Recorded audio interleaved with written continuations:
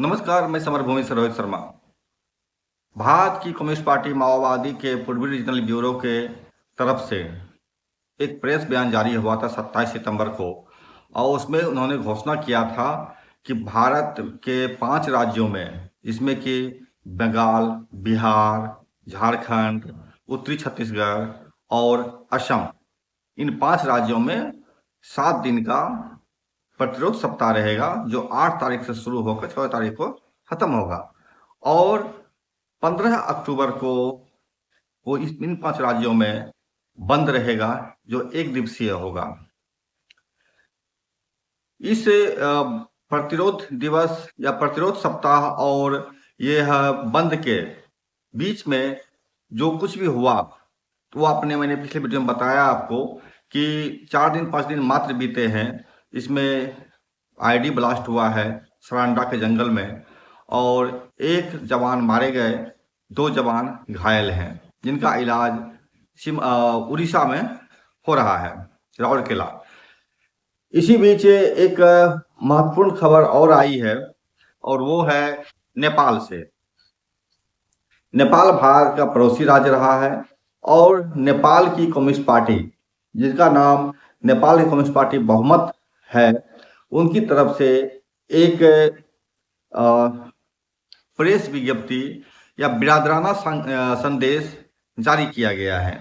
इस संदेश को इसी माह अक्टूबर में ही लिखा गया है, और इसमें जो है माओवादियों के जो ये प्रतिरोध सप्ताह है, जो 8 से शुरू होकर 14 अक्टूबर तक चलेगा, और एक दिन का जो बंद है जो 15 अक्टूबर को होगा, और ये 5 राज्यों में है, इसका इन्होंने समर्थन किया है। क्या मामला इसमें है, थोड़ा बात करते हैं और जानते हैं।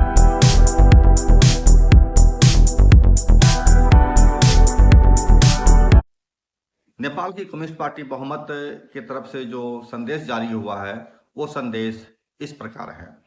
नेपाल की कम्युनिस्ट पार्टी बहुमत का भारत की कम्युनिस्ट पार्टी माओवादी की केंद्रीय समिति को संदेश।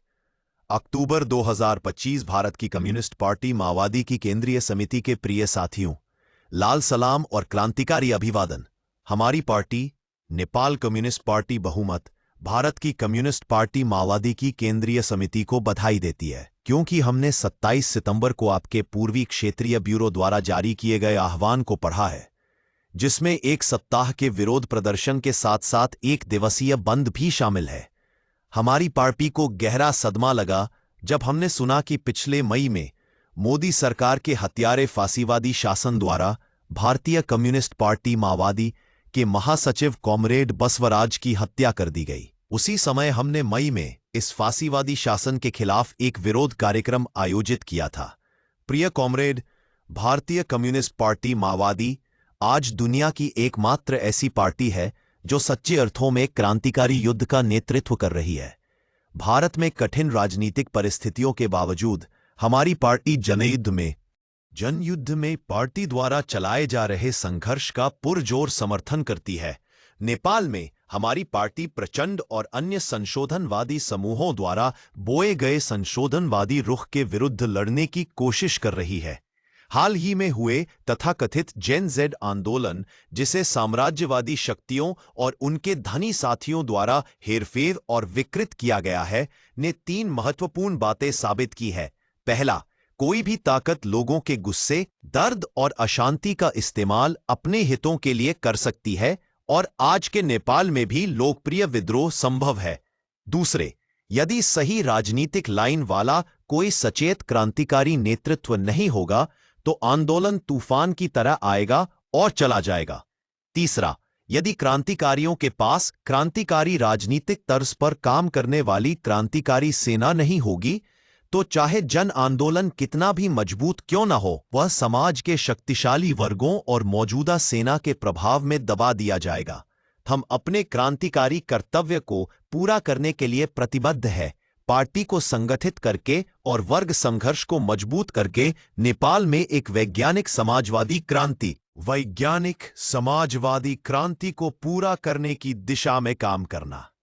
हमारा दृढ़ विश्वास है कि चूंकि हमारे दोनों देश परस्पर पड़ोसी हैं, इसलिए नेपाल में क्रांति को आगे बढ़ाने की प्रक्रिया निश्चित रूप से भारत में हमारे साथियों के क्रांतिकारी संघर्ष को मजबूत करेगी। क्रांतिकारी अभिवादन के साथ कॉमरेड कंचन, महासचिव, नेपाल कम्युनिस्ट पार्टी बहुमत।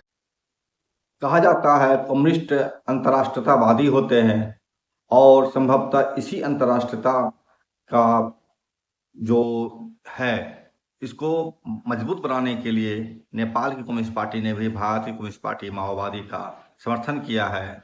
और इसी तरह की चीज़ें आप बांग्लादेश, पाकिस्तान में भी माओवादी संगठन हैं, पैदा हो गया है। इसके अलावा दुनिया भर के अलग अलग देशों में, मुल्कों में माओवादी पार्टी बनी हुई है। इन लोगों के द्वारा एक बिरादराना संबंध भी है और जो एक दूसरे के साथ कनेक्टिंग पोजीशन में रहते हैं। भारत में जो गतिरोध था, जिसमें कि आपने देखा कि विगत 1 महीने से लगभग माओवादी संगठन के अंदर बाहर एक विवाद चल रहा था, आत्मसमर्पण करना है, आत्मसमर्पण नहीं करना है।